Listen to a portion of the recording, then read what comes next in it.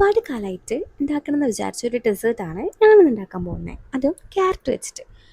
ഈ ഒരു സംഭവം ഉണ്ടാക്കാൻ നല്ല മെനക്കെട്ട് പണിയാണെന്ന് വിചാരിച്ചിട്ടാണ് ഇത്രയും കാലം ട്രൈ ചെയ്ത് നോക്കാണ്ടിരുന്നത്. ഉണ്ടാക്കി നോക്കിയപ്പോഴാണ് മനസ്സിലായത് കാര്യം സിമ്പിളാണെന്ന്. അപ്പോൾ അതിന് വേണ്ടിയിട്ട് ഞാൻ 4 ക്യാരറ്റ് എടുത്തിട്ടുണ്ട്. ഇനി ഇതിലോട്ട് 1/2 കപ്പ് മിൽക്ക് ആഡ് ചെയ്ത് കൊടുത്തിട്ട് ഒന്ന് ബ്ലെൻഡ് ചെയ്തെടുക്കാം. ഇനി ഒരു പാനിലോട്ട് കുറച്ച് ഗീ ഇട്ട് കൊടുത്തിട്ട് ഈ ഒരു മിക്സ് അതിലോട്ട് ഒഴിച്ച് കൊടുക്കാം. ഇനി ഇതിലോട്ട് 3 ടേബിൾ സ്പൂൺ ഷുഗറും ഒരു 1/2 കപ്പ് മിൽക്കും പിന്നെ റവയാണ് ഇട്ട് കൊടുത്തിട്ടുള്ളത്.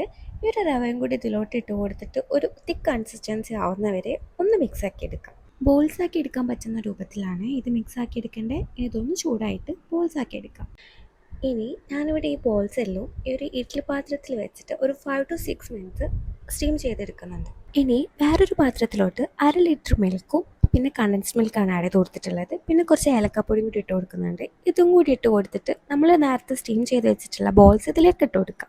ഇതൊന്ന് ബോയിലായി വരുമ്പോൾ ഒരു ടേബിൾ സ്പൂൺ കോൺഫ്ലവറിലേക്ക് കുറച്ച് മിൽക്ക് മിക്സ് ചെയ്തിട്ട് അതും കൂടി ഒഴിച്ച് കൊടുക്കാം. അപ്പോൾ ഇത്രയേ ഉള്ളൂ, നമ്മളെ ഒരു ഡെസേർട്ട് ഇവിടെ റെഡി ആയിട്ടുണ്ട്. അപ്പോൾ എല്ലാവരും ഒന്ന് ട്രൈ ചെയ്ത് നോക്കാം. അപ്പോൾ ഓക്കെ, ബൈ.